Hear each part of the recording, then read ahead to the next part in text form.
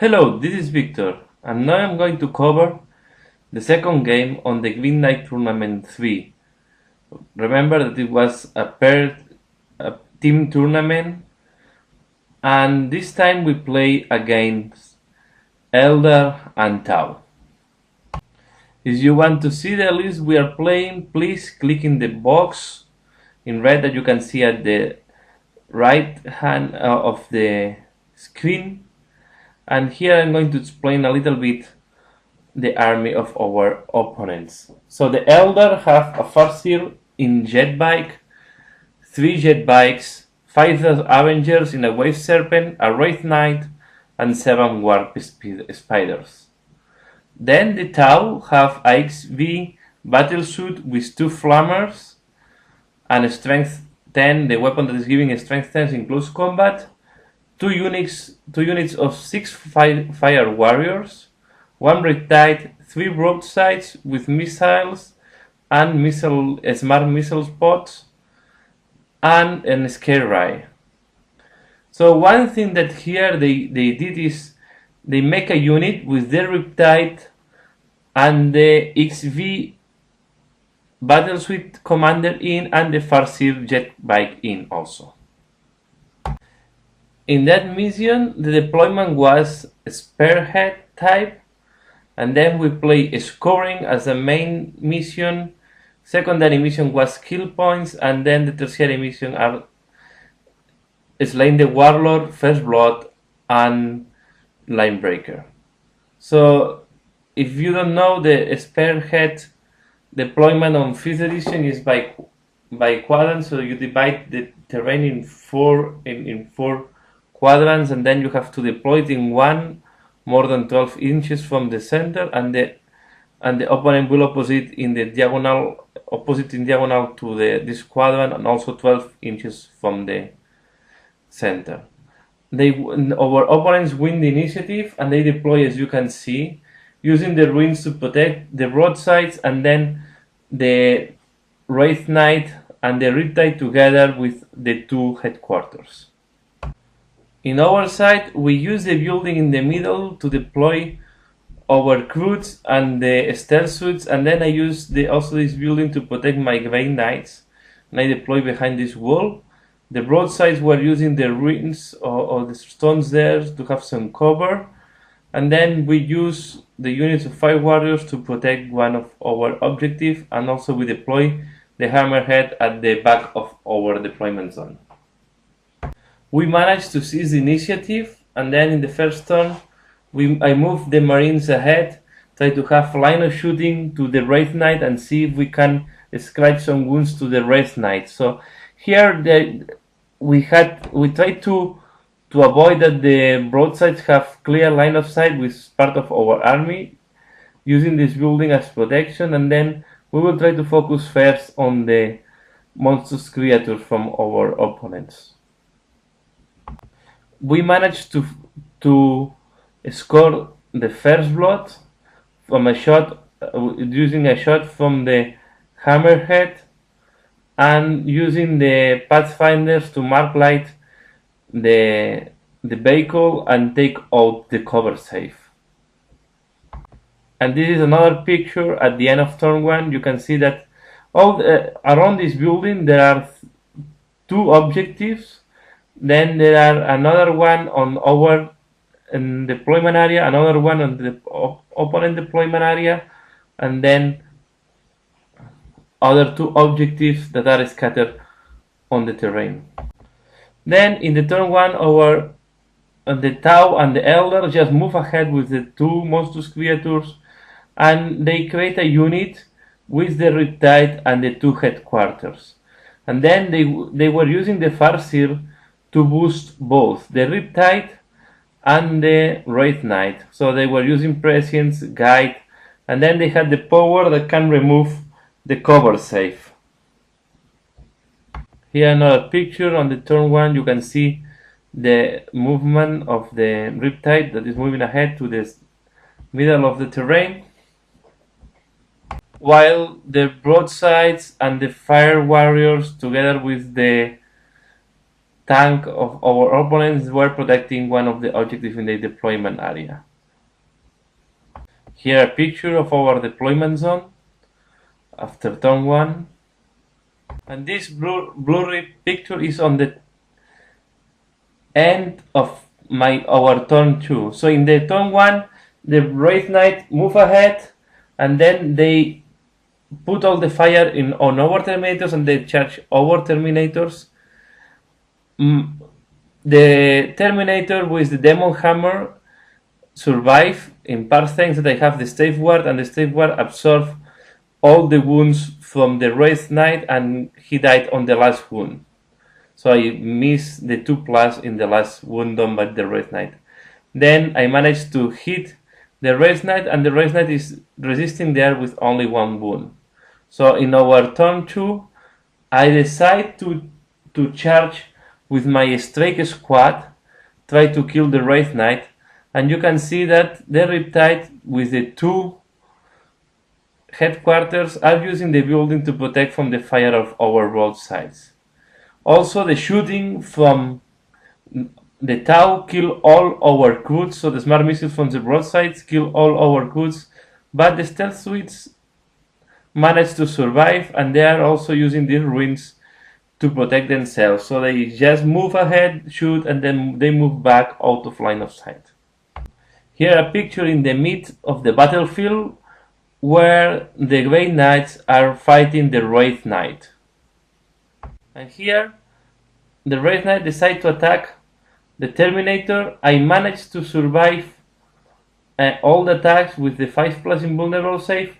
All my weapons didn't manage to make a wound, except when I started hitting with my Demon Hammer, that I managed to do the last wound to the Wraith Knight and kill him in close combat.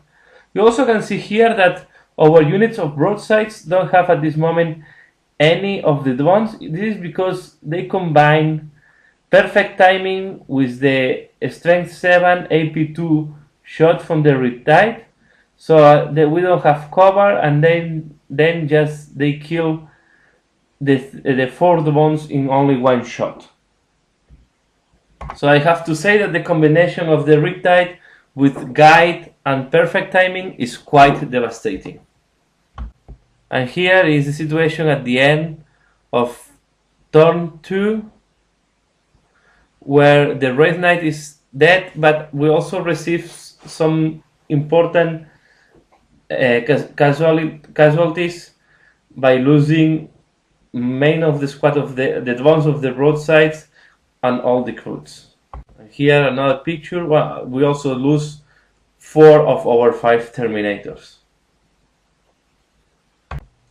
So in turn 2, they move again the Riptide to have shooting position to our strike unit, our strike Grey Knights, and also to have shooting to the broadsides. And then the Warp Spiders also move ahead to be able to shoot at the Grey Knights. The picture, you can see how the spiders are just have line of sight with the Terminator and also the strike squad in case they want to shoot one or the other. Again, the Riptide have prescience and perfect timing, so they will be able to shoot strength 7 shots to our broadsides without removing the cover. The rest of the army of the Tau and the Eldar just remain stationary at the back, waiting for the last turns to move and to hold the different objective. The shooting from the Riptide did some damage to the broadsides. We lose another broadside from all the shooting. And here you cannot see in the picture, they kill several of my Space Marines. The lucky part is all the spiders shoot to my Terminator, even though they did some AP2 or AP1 hits. The Terminator passed all the saves, the invulnerable and also the armor saves. Then, despite after shooting and failing, They tried to move far from the Terminator in the assault phase, but they only were able to move 3 inches, so they were very close. And what I did is I charged the Warp Spiders with the Terminators and with the Inquisitor with one of the survivals Grey Knights, because most of them were killed by the shooting from the Riptide. So then in close combat, in the Overwatch fire, they didn't manage to kill any of my Marines. I managed to create some big amount of casualties in the Warp Spiders. Only one Warp Spider was surviving at the end of the close combat, and this one ran out of the board. But on the other side, in the next turn, the Riptide, together with different shooting, managed to kill my Terminator, my Inquisitor, and also the remaining Grey Knights. In the following turns, then after killing my Grey Knights, my Storm Riven comes from the reserve, and we managed to do several wounds to the Riptide, and the Riptide was down to only 1 wound. But this was not enough to kill him, so in her movement, again, he managed to eliminate completely our broadsides, and then the broadsides from our opponents managed to destroy my Storm Riven with quite a lucky shooting, anti-fly shooting. So at that point, we were quite disseminated, and in the next turn we managed to kill the Riptide and also to kill the Farseer. But we only have on the table at the end the Tau Warriors and the Hammerhead, together with 1 or 2 stealth suits.